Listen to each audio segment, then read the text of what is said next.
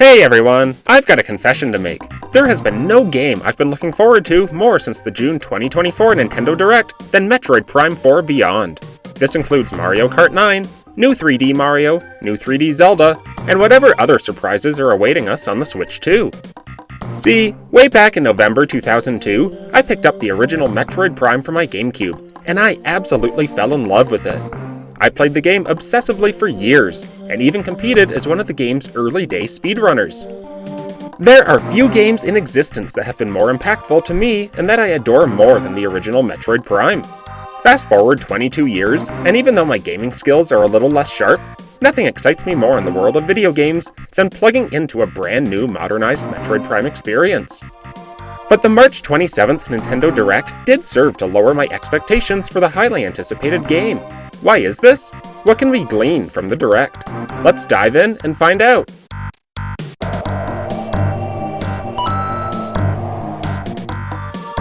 I've been in the camp of Metroid fans, desperately hoping that Prime 4 is cross-gen and released as a launch title on the Switch 2.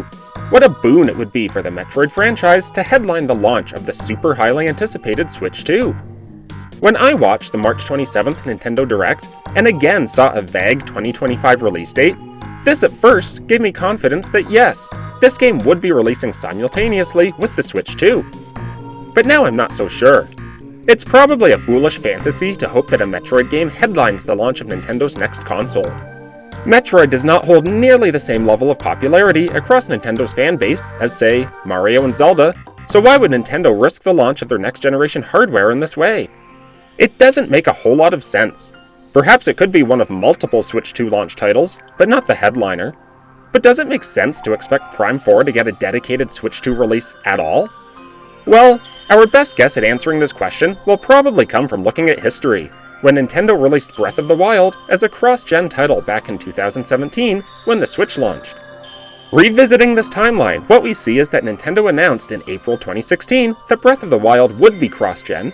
Then, in October 2016, heavily featured Breath of the Wild in the Switch's reveal trailer.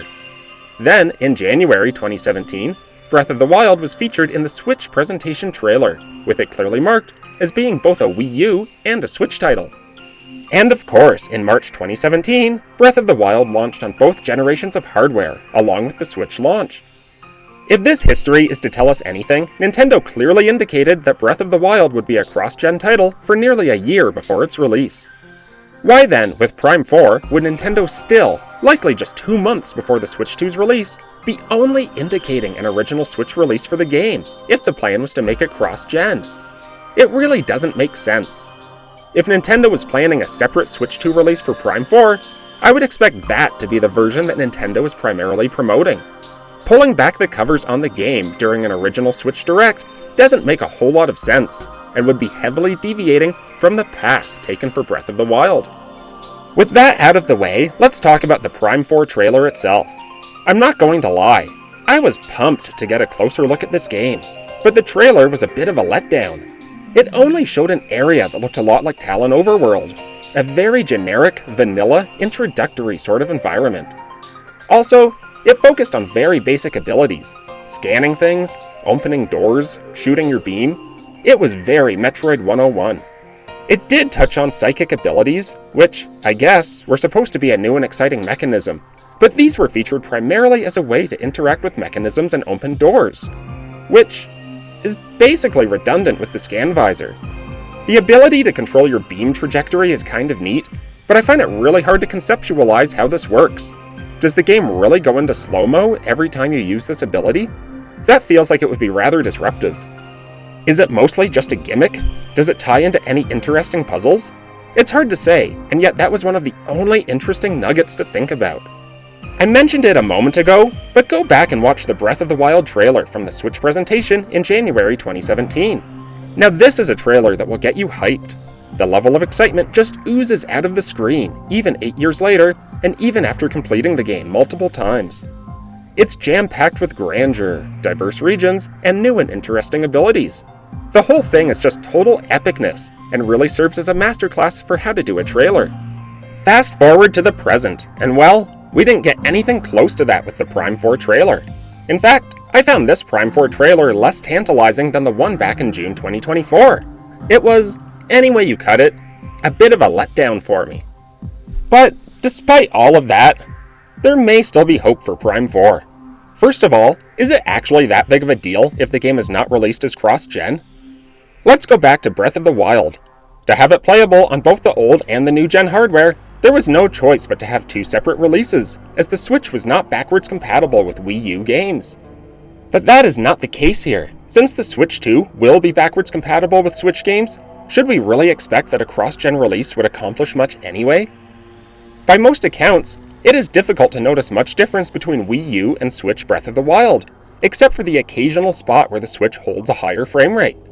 We may effectively get this exact same difference anyway by playing the original Switch Prime 4 on the Switch 2. In other words, unless you were hoping for an unprecedented case of Nintendo doing a cross-gen release, with the version for the new-gen hardware getting massive enhancements, there isn't really much to get worked up about here. Beyond that, even if the trailer was a bit underwhelming, and it was, this is a game that has been in development since 2017, with Nintendo even restarting development and shifting it back to Retro Studios in 2019. Given that, it appears to me that Nintendo has ensured this title has gotten the love and attention it deserves. I don't think this is a case of Nintendo rushing out a poorly made title to make some quick money. And there are a couple tidbits from the trailer that do have potential. Although psychic abilities in the trailer were not featured in any interesting ways, surely the abilities go deeper than operating mechanisms and opening doors, which really are redundant with the scan visor. Changing the trajectory of beam shots might be interesting, depending on how it is implemented and called upon in the game. But I can't help but imagine that these abilities go a whole lot deeper than what the trailer featured and lend themselves to all sorts of innovative puzzles. Also, the ending to the trailer gives a lot of hope. The trailer appears to be concluding with a title screen and a vague 2025 release date, but then the video cuts to a new scene where we get another glimpse of Samus, appearing out of a teleport device, this time donning a red and black suit with glowing purple regions. I've never seen a suit like this one in a Metroid game, and it generates so much curiosity for me. What special abilities does the suit have? Is this tied to time travel, or the ability to travel between realms? Or is this not Samus at all? Perhaps it's some sort of evil Samus. What this outro did for me was generate legitimate optimism that there are so many surprises that this game has in store for us, far beyond what was shown in the mediocre trailer. And it's hard to deny that the graphics look beautiful. Sure, I was hoping to see a mind-blowing, super graphically enhanced version of the game native to Switch 2, but that was just to match my wildly high expectations of the next game in a series that I hold so close to heart. Honestly, the Switch 2 probably won't be capable of the super graphically enhanced game I would love to see anyway. What we do have, though, is a stunning game that looks true to the series' roots, bringing Metroid Prime's unique first-person adventure formula back into our hands for the first time in a very long time. The game has been in development one way or another for 8 years now, and ultimately, we need to count on Nintendo coming through here and delivering a quality product, and they usually do. The psychic abilities and the red and black suit hint to me that there may be some new twists and turns that keep things fresh and add some novelty into the beloved series. Although my expectations for this game have dropped, I actually do still think it has the potential to be one of the best games I've gotten my hands on in the last 22 years. At least, that's my hope. What do you think? Did the trailer for this game raise or lower your expectations? Do you think it may still be a cross-gen release? Let me know your thoughts down in the comments below. As always, like and subscribe to help out the channel, and I'll see you next time. Bye for now.